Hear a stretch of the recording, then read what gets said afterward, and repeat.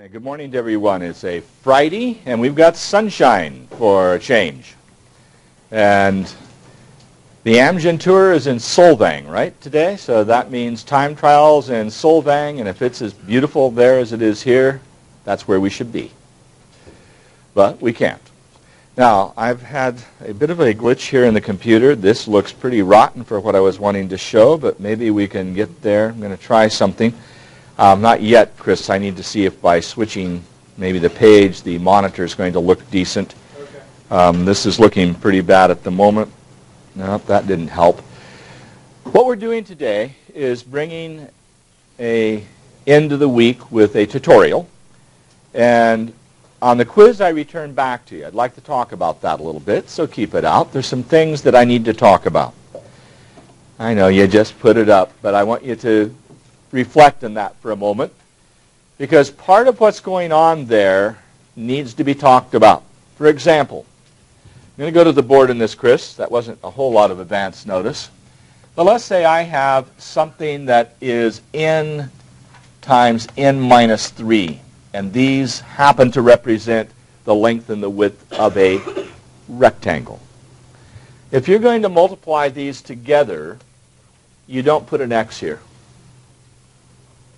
Okay, in algebra and pre-algebra, this is understood to be a product, correct? The best ancillary you could put on there is a dot, but that's not necessary. So I was critical of that. A lot of you will see a half point taken off. Here's where I took another point off.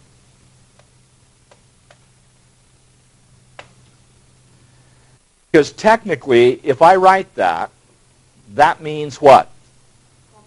N squared minus 3. Now this is going to come out n squared minus 3n. But this comes out n squared minus 3. You have to have that parentheses. Okay? And if you don't, then it would not technically be correct.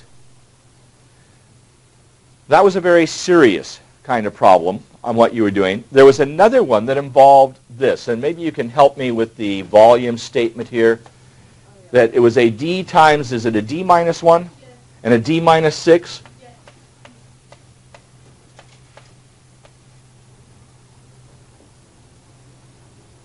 First, comment, documentation. If you want volume, I need to see that as the first statement.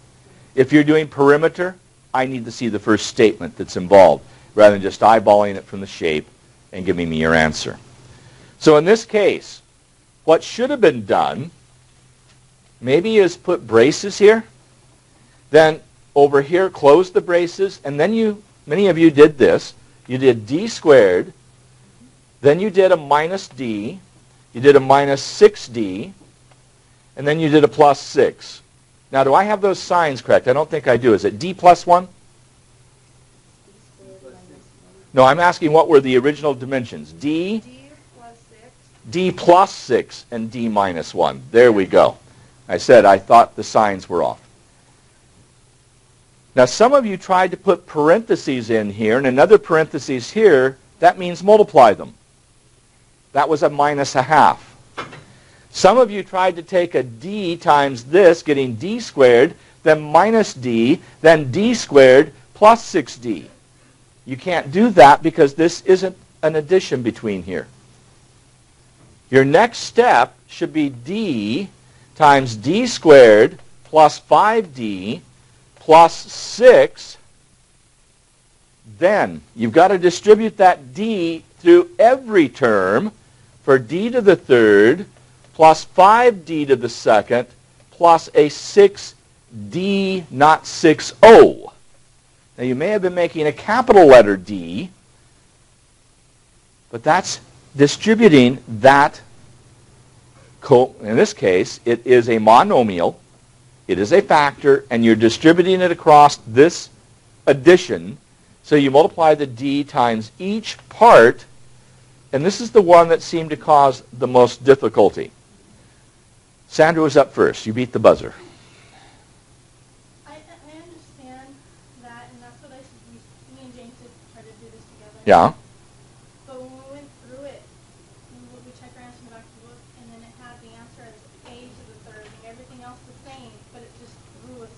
It had, The answer in the back of the book. it had a to the third plus 5d squared? Yes, and then the rest. And so we were like, where did they get A? And we were spinning like... Okay, yeah, just DAE.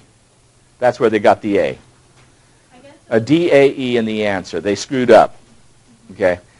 Now, the problem here, nonetheless, is that some of you ended up having another D. Let's see. Some of you had another D out here. We get D to the fourth. There were a lot of errors here. And I realize there may have been an error in the back. I didn't realize that, but nobody put an A to the third in, so I assume everybody managed that. James, your comment. This one? This one? This one? Thank you. I had originally a minus sign here. That's why I had the plus.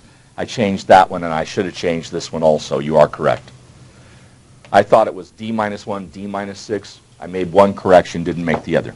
So I guess it's minus 6D at the end. But show me something like this. But if you again put parentheses around here and another parenthesis here, nothing between it, I tried to follow your logic. And at first, I thought, well, okay, I'm going to let it slide. And then the more I went through, the less I was inclined to make it slide. So I went ahead and took some points off. And you'll find some grades change because I got more irritated the longer I graded this morning. And so I just said, okay, enough. I'm coming back and taking some points off. Part of what we were talking about is the difference between doing things on a computer and doing them on paper. And what I'm wanting to see is some nice, neat presentations that the logic is followed and it makes sense and it looks good. And some of you did a little less attention to detail than I wanted to see. But one of the things I did argue is that we needed to do that process that I just did in this particular hand-in, do it more. And so we're going to do more of this, Jessica, so you're aware that I will be taking some homework papers occasionally and say, okay, you're going to turn this one in rather than having a quiz in class. Now today, we're going to do a quiz, everything from here up through yesterday. So what I'm going to be spending time today is trying to make sure that that process is going well and that you're feeling pretty good about that. Now, one of the things I'm going to try coming back to here in a moment, Chris, and I think what I'm going to try to do, I'm going to come back center but not to the document cam yet. I'm going to try to do what's called a control F8, I think it is, that basically provides an opportunity to run the monitor back. So let me try doing that. So, okay, so I'm going to do this, and let's see what happened. Okay, here's hope. This is recycling through. Okay, it just tells me I have a non-optimal selection, and now I lost everything on the monitor totally. Okay. Let's try power this off, power it back on. Okay, I'm going to try one more time. My apologies for the fact this is taking time from class, but I've lost the television monitor totally up here, and I'm hoping it will come back on. Okay, what I was going to show. Now, at this point, you don't have anything that you're seeing, correct? Okay, let's see what, if anything. I'm going to try clicking back and then on. So when all else fails, reboot. God, I hate doing that because this is like it may never come back again. Okay, here goes nothing. It's called restart. So give me just a moment. I wanted to show what I'd done, and I'll explain it verbally here. I went on the website this morning, and I put the page, not the page number, I didn't have the book with me, but I was able to run the problem numbers for 4.1, 4.2, 4.3. And the point being, if you want to, as I said earlier, spend some extra time on that, those are the same problems that you would be wanting to run. And so hopefully that'll work for you.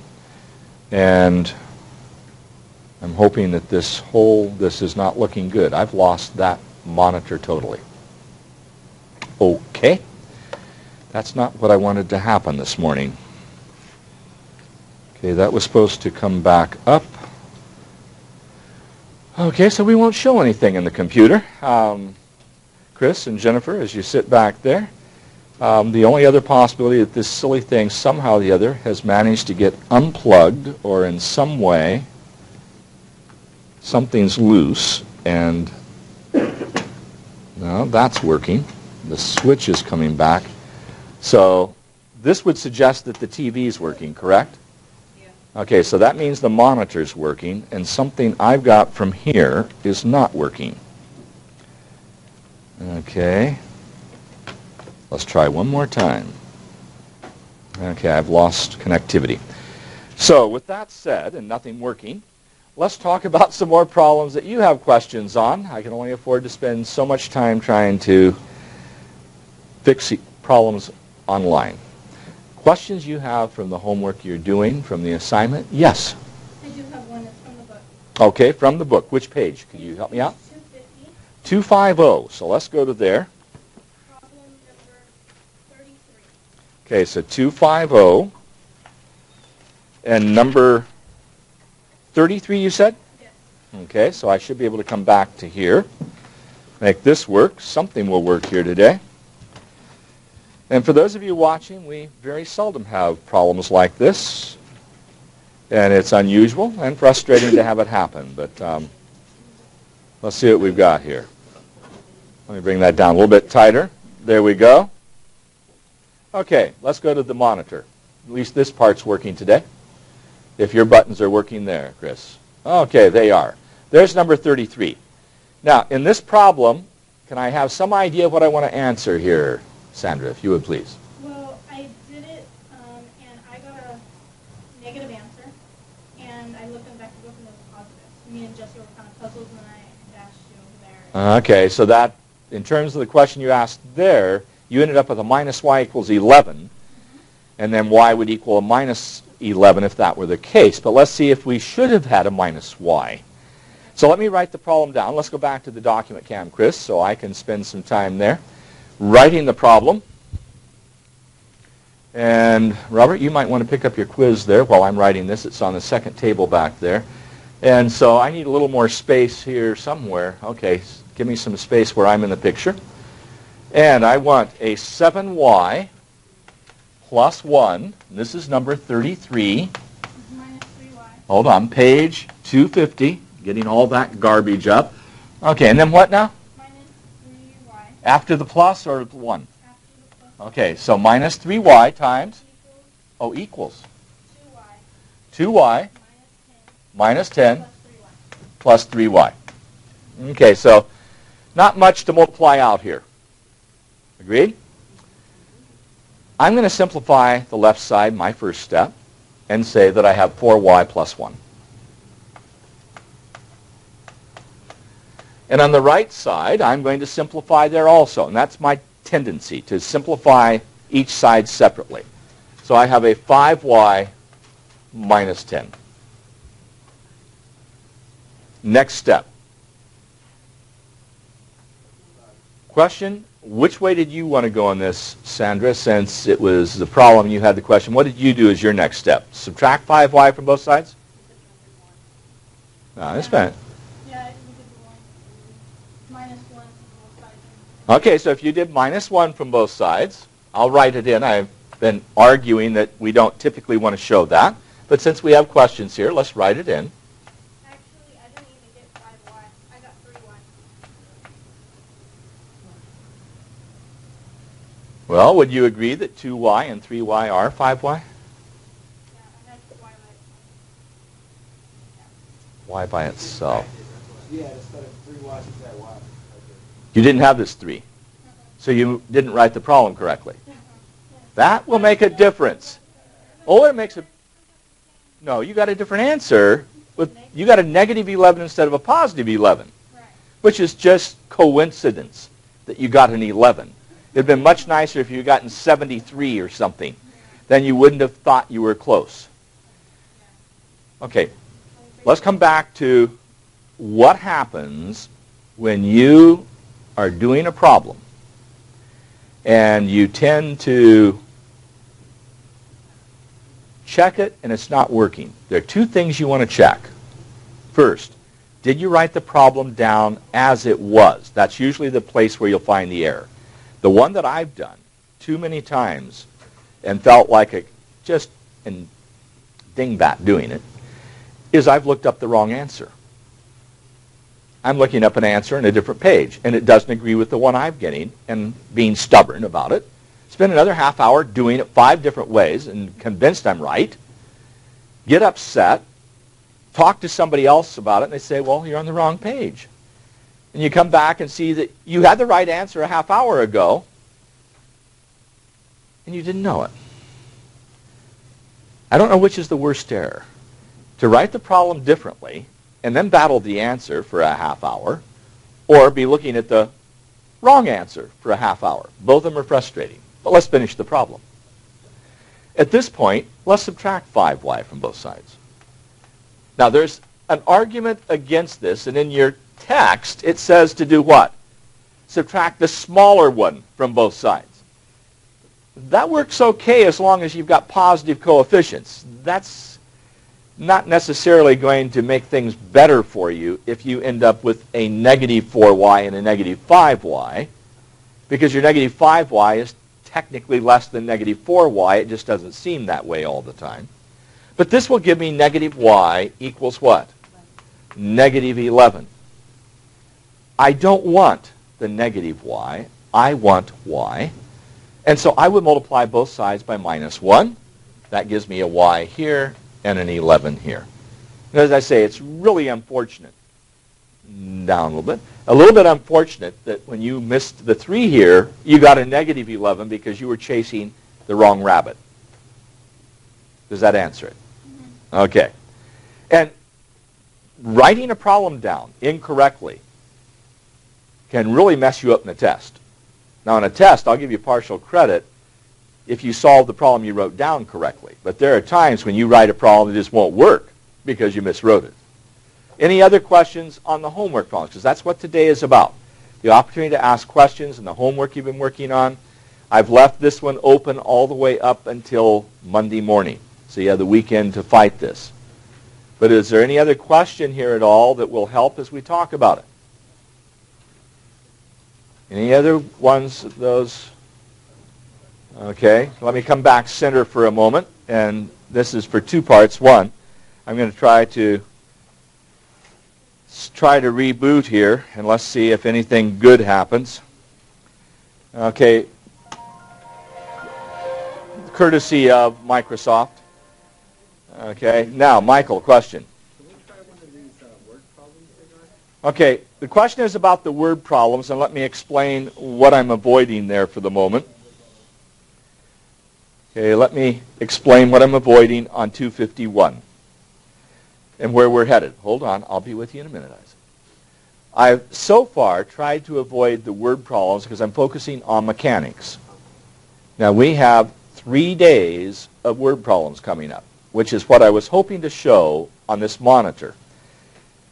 And I think I know where the problem is, and I don't know how to rectify it. Jennifer, I have a hunch that, no, not this, I'm thinking that maybe I had a loose cord on the, we've had that happen before in the monitor, and it's probably unhooked because everything else seems to be working that should be part of that. And I'm trying to remember where it is that it comes in. Do you know where it plugs in? Okay. I'm going to kick back to here again. And I'm going to come back to this page where I think Michael's referencing. Now, hold it. If the monitor is working, let's come back to the monitor. Thank you. If we come back to there, and just looking at a problem like this, and I'm going to try to indicate what's happening here. This is a table. And is this the kind of problem you're talking about, or are you talking about the ones in the bottom of 250? 250. Okay, now bottom of 251 is what I'm looking at there. If I go to 250, coming back to me for a moment. And here we have, let's just look at this one, a patient. Let's leave that there, come back to the monitor, and I have an idea of what I want to look at. So let me see if I can find where the computer is coming in to the position, okay? What I have in mind is something coming off the back of here, not being tied together. Okay, and that's into there. Okay, we're just messing around here. Let's look at the problem, and I'm going to continue messing here. And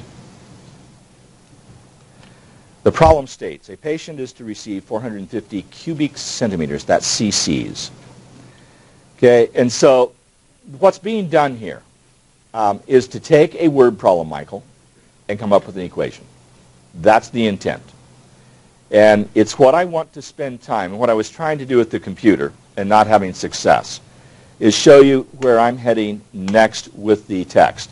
I'm going to be doing a section on 4-4 Monday, 4-5 on Tuesday, maybe 4-5 on Wednesday, as I'm looking at 2 full days on word problems and another day in translation. Now, this problem that Michael's asking about, that makes good sense in a tutorial, is to look at how you set up from a word problem to an algebraic equation or expression. So as I come back to the problem, it reads, the first injection is to be 200 cc's. That's the simplest way of getting around the cubic centimeters, a cc. The second injection is 180 cc's. Then the question is, how much must the last injection be so that, now is there any so that, yes, so that we have 450 total. So as I look at that, and we can come down here on what's written, and this is a translation, and I'll, I think, generalize this a little bit. And by the way, I'm really concerned about what's done here by the editor. And I'm going to comment on that based on some homework I looked at from my algebra class yesterday in about an hour session with one of the students. Notice we had a 200 plus a 180 plus an x must be 450. Then you see a semicolon? Don't. Not in your life. What I want you to do, let me come to the board here. And let's leave, can you come back there just so I can write this out for one more moment, if you would, Chris. Back to the document count. Okay, I have a 200 plus a 180 plus an x, and that's to be 450. Now, the first thing is we come back to the board. I want you to tell me what x is.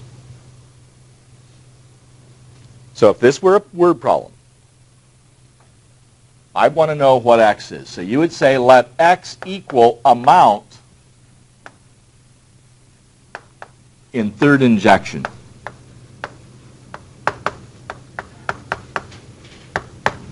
Now when I'm grading problems on a test or a quiz, a failure to do that on 5 points in a problem, you lose 1.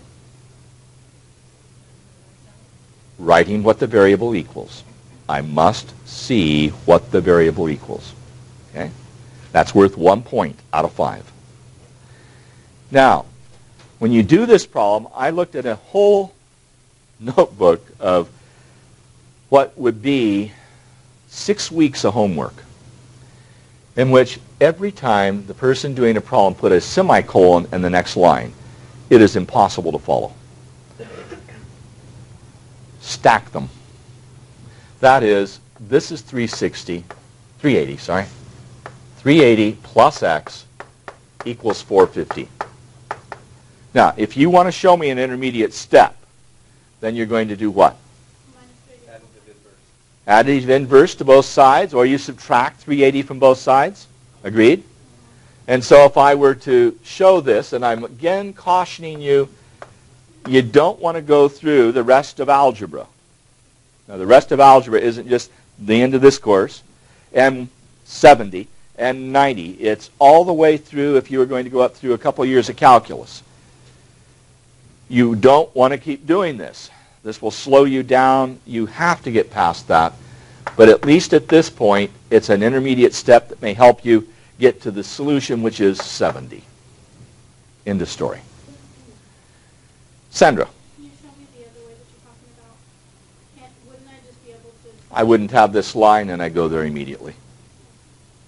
Now, for the moment, I'm concerned that you understand that you're doing the well-defined property of equality with respect to addition, that you add the same thing to both sides, negative 380. That's nice to emphasize.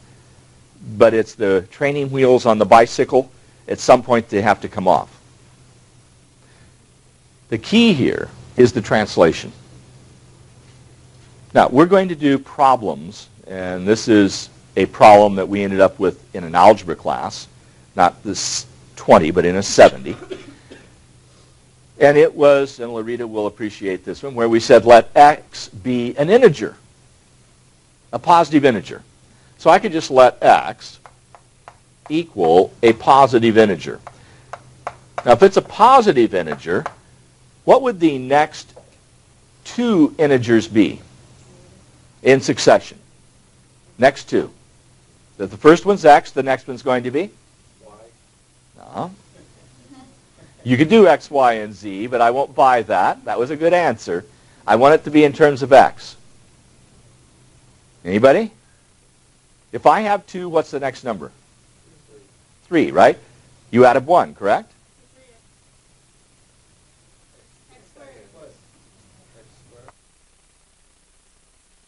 X plus 1. Again, if I had 2 as my first integer, the next one's going to be 2 plus 1 at 3. The next one's going to be? X plus 2. X plus 2. Very good. And then x plus 3 and x plus 4 and x plus 5. You just keep adding 1 each time. Sandra, those eyes of yours are not... Can you ask the question again? Because If x is my first integer, what are the next two consecutive integers? I said next. Maybe consecutive would help. Okay, let's say x is my first positive integer. But I'm going to say it's my first positive even integer, like a 4, maybe a 6, maybe 458. What are the next two consecutive even integers? Okay, x plus 2 and x plus 4. If I started with 16, what's my next even integer? X plus 2, correct? So if this is x, and my next one's 18, what would you add to x to get 18? X plus 2. If I had 18, what would I add to get to the next one? Another 2, correct? Well, that's x plus 2 is x plus 4. These are translation problems. Starting with a variable and then asking how do you get to the next consecutive integer. But now you just trapped yourself. I'm going to change it. Let x equal my first odd integer. Be careful what you say. I want the next two consecutive odd integers. So let's just say the first one were a 7. How would you get your next one? X plus 2. No, I want the next odd integer after 7. X plus 2. It's 9, correct? Yeah. So you'd add 2? Yeah. 7 plus 2 is 9, even though 2 is even. So if this is x, my next one is x plus 2. No. If I go, I'm at 9 now, what's my next one going to be? 9 plus 2, which is another 2, so that's x plus 4. And x plus 8. It looks the same, correct? X and x plus 2 and x plus 4. X and x plus 2 and x plus 4. What determined whether these were odd or even? My first statement. let x be an odd or let x be an even. Now, Michael, where you were heading, if I add 3 odd integers, I'll get an odd number, correct? Add 3 odds, I will get an odd. If I add 3 evens, I will get an even. So if I said, now, next step, the sum of these is a certain result. Let's look at these here. 7, 9, and 11. Your sum of these would be 27. So if I then said the sum of these integers is 27, it's going to force what to be true? That x will be odd when you get done. When I add 16, 18, and 20, what's that sum going to be?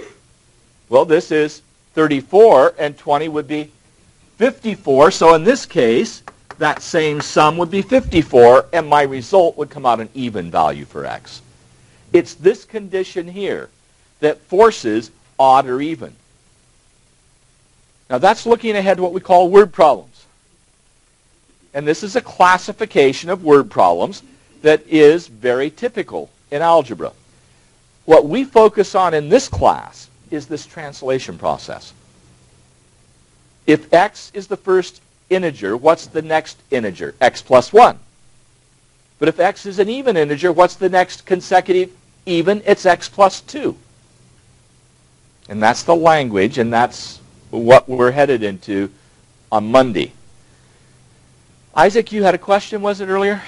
With a problem you wanted to look at? Okay, I'm going to come back center, Chris. And coming back to here, okay. Okay, from the book, what page number? 236. Okay, let me back up to 236. Jennifer, comment, question? I can pull up your homepage on the computer. Ah, okay. Will you go to the Math 20 homepage and then go to the week? It's on your video base. It says video base, Math Home, Math 20 book. Okay, just a minute. Let me get the page. We have 236 in what problem, Isaac? 44. Okay, for the volume of a box. Gee, I thought that's the one we just did. Okay. Okay, I understand why. Let's look at it. Let's go to the document cam for a moment now. And now, what I'm going to do, Jennifer, basically you want to be in my web page. And you're going to go to Math 20, which is in the center of the sphere, the globe. And then come down to the spring 2009 schedule. And then come down to week 6, if you would, please. And scroll up to where you can see the problems for 4.1, 4.2, and 4.3. While you're doing that, I'm going to come back to Isaac's question. So in Isaac's question, we're back to a volume. Well, let's see what we get. Leave that on the screen for a moment, if you would, please. Chris, I have a y plus 1. And I have a, no, I want the document cam. Sorry. I want the document cam with the y plus 1. That was one side. Another side is 5y, correct? Yes. And then there is a y. Now we can cut to the board. Cutting back to where I am at this moment. And out a little bit so I can see the comparison of these two, if you will, please, Chris. Just zoom out a little bit.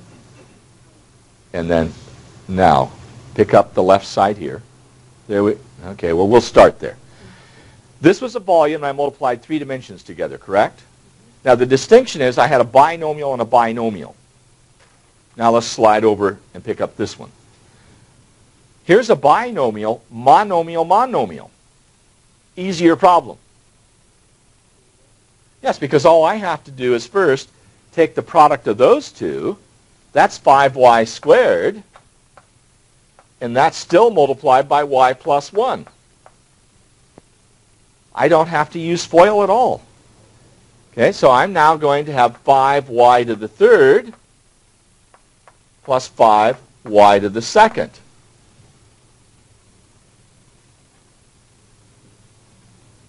done.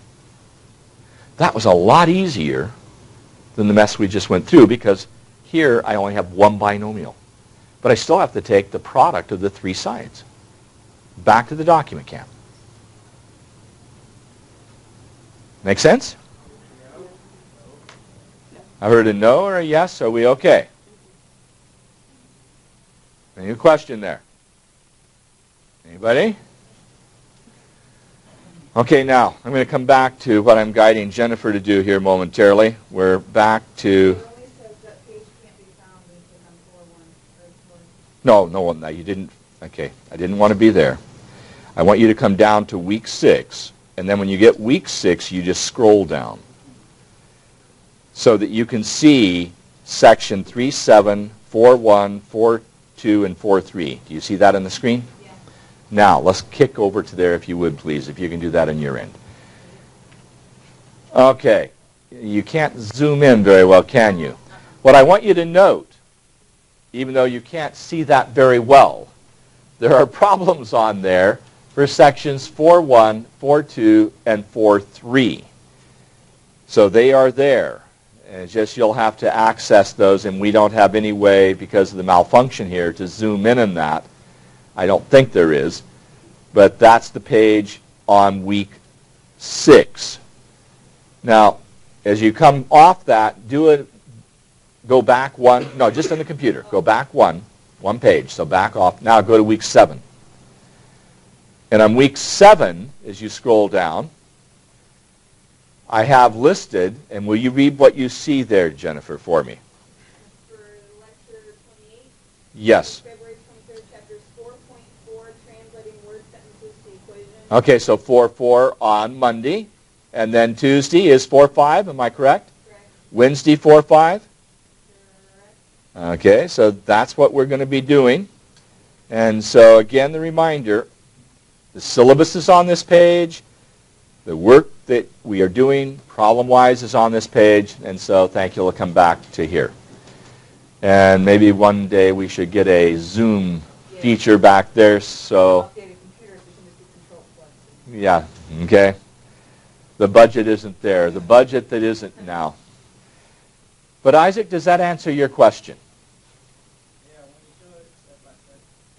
Good. And of course, showing it step by step is an advantage, and that's what you see when you see me do it, and that's what I want to see when you do it on your paper.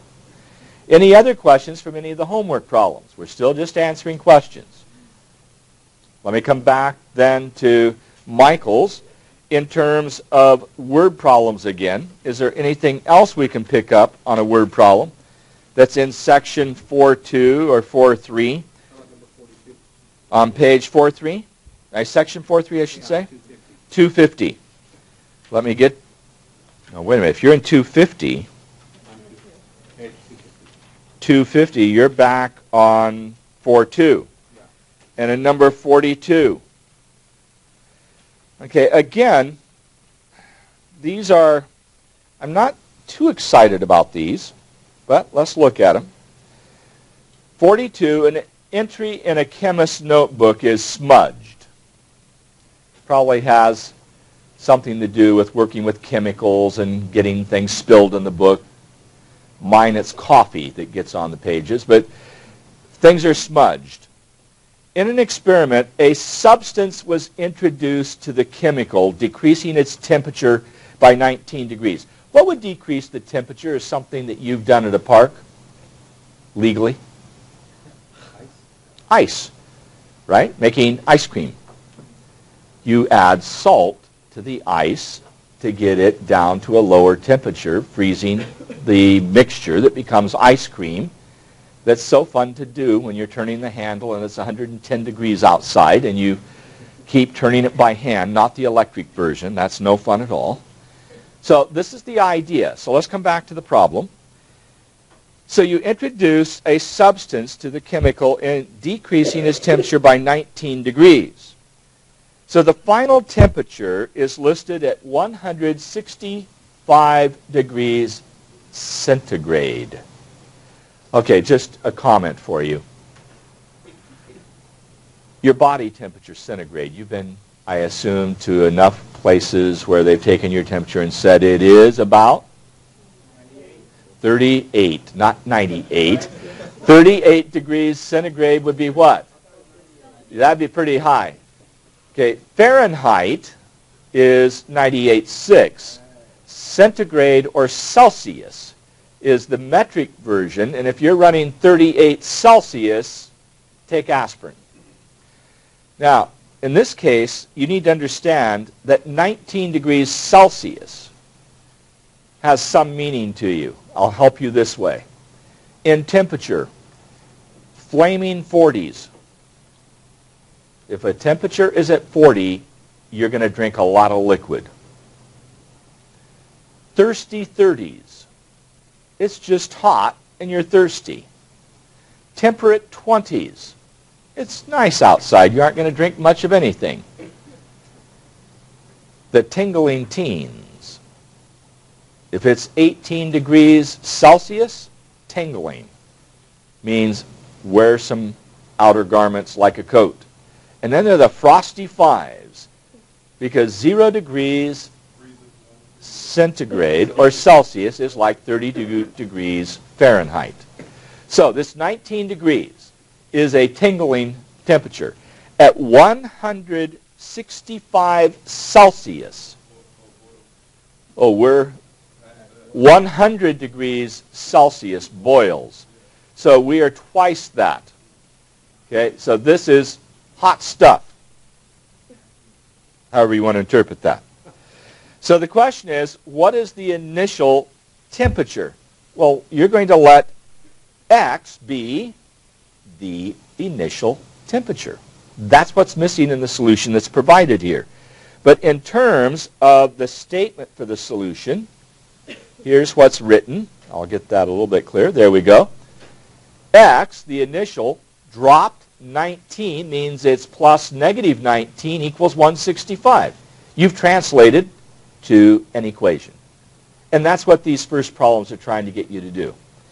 Now, my goal, as we come off there, was again with the idea of mechanics only. Them wanting to devote time to the word problems and the translation. So if I look ahead to 4.2, I'm sorry, 4.4, we're on 4.2, the next consecutive even integer after 4.2 would be 4.4. Let's go to that and look at the kinds of problems that are there. Number 11, just as an illustration, if I can get that in focus. Okay, Chris. The product of negative 3 and a number. Okay, so the product of negative 3 and a number. And then the result's supposed to be 21. Now my point is, you are letting, as I'm showing you with the red pen, negative 3 and a number. In this case, they've used y. You could use x. You could use z. But we're going to say the product of negative 3 and a number. And if the number is y, that product is negative 3y. And then you have what? It equals 21. And then you're supposed to do what? Solve that equation. So you're not going to do this silly semicolon. You're going to put the next line as divide in your head, and you get y equals minus 7. Now, again, we have a total of 34 problems here of just translation and then getting very simple equations. The only thing that makes math 70 harder is the problems get more complicated. Same idea. Now, what letters of the alphabet do we traditionally use to represent a number? X, first choice. Y, second choice. Z, third choice. And that covers the bases pretty well. X, Y, and Z. Those will represent a number. What kind of number again? Variable. What kind of number? Not hearing the right word. We used X for an integer, so to that extent I will buy that. Now James just said any number. There's a better phrase for any number. It starts with the big R. A real number. So we are going to let x be a number, meaning a real number. Now, it may turn out that it is an integer. It may end up to be a fraction. This text is keeping us so far on the straight and narrow. Integers. Chapter 5, I think, welcomes us to the world of fractions again. Okay, so we'll mess things up a little bit more, and then eventually we mess it up to decimals that are not rational numbers, like the square root of 2, like pi, irrational, real numbers. That's where we're headed. And that's what makes this a pre-algebra rather than an algebra. We're restricting the difficulty level that we talk about word problems. Now, we have used other letters. We have used the letters A and B and C for the Pythagorean theorem. But in an equation, I'd like to come back to a question that was asked that I didn't answer a few days back, and it had to do with linearity, a linear equation. And I believe the comment was, which one of these is linear? Let's see what space I have. A little bit of space, and I have a little bit right. Well, you got me over there. Okay, I'll go over there. I can do that. The idea at the moment, I'm going to come to a different problem, 19, and express my irritation. Okay, and this is why lecture is important besides just reading a book in my mind.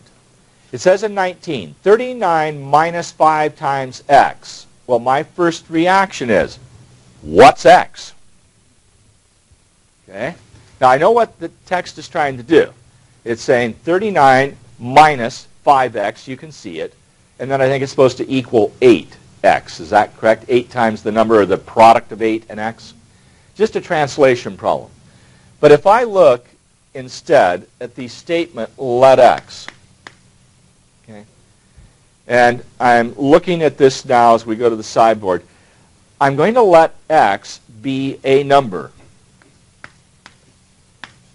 And again, I want the idea that it is going to be a real number, not restricted in your head to an integer, okay, or a counting number.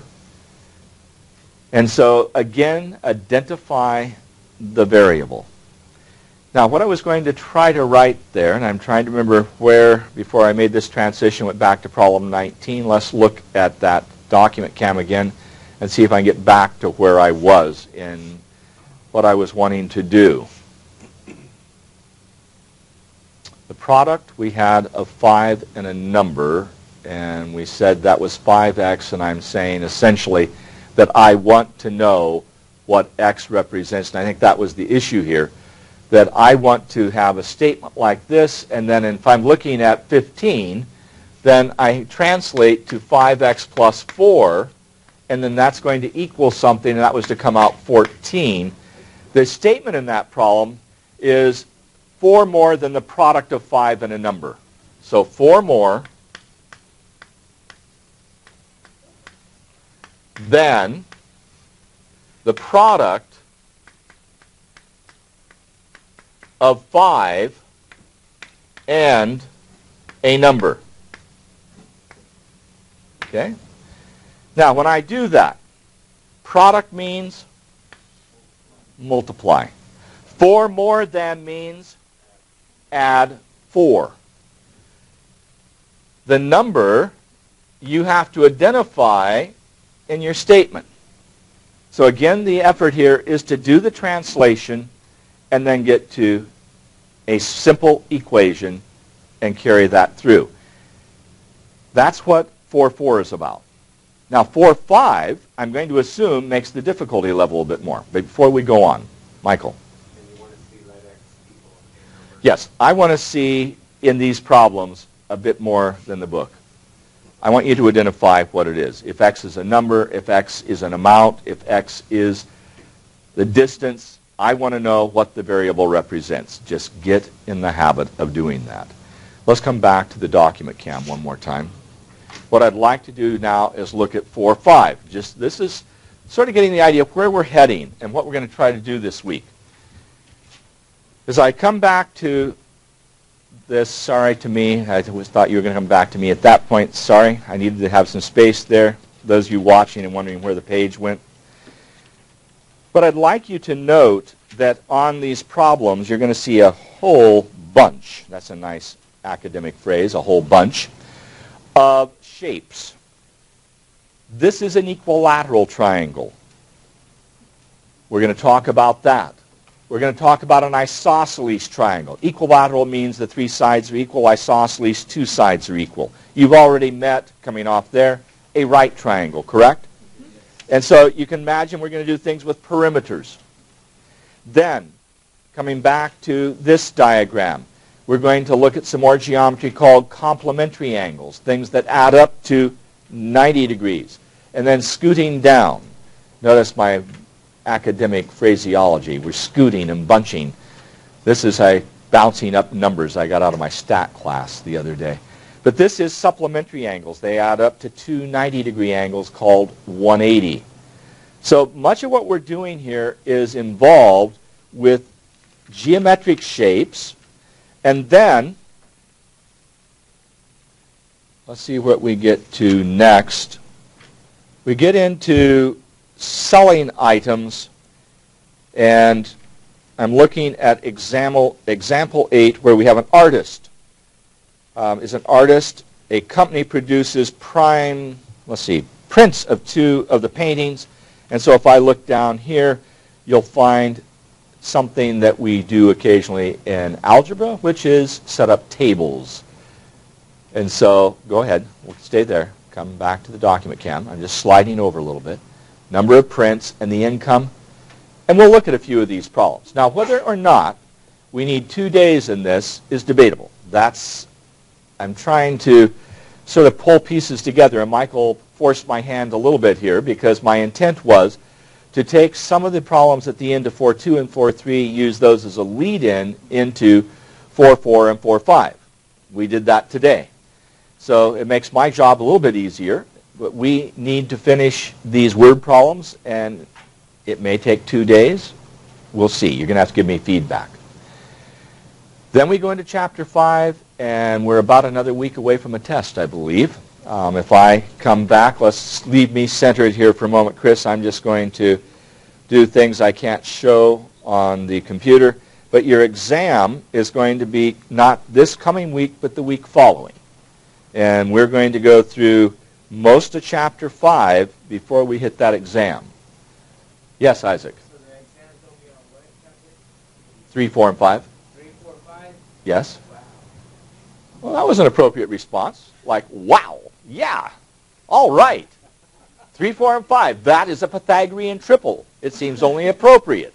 3 squared plus 4 squared is 5 squared. How could you have wanted anything less? And there will be word problems, mechanics, and so on. So this is our tutorial day, and because of that, we need to wrap this up shortly so I can give you a quiz. And I have 5 problems for you. So while we're doing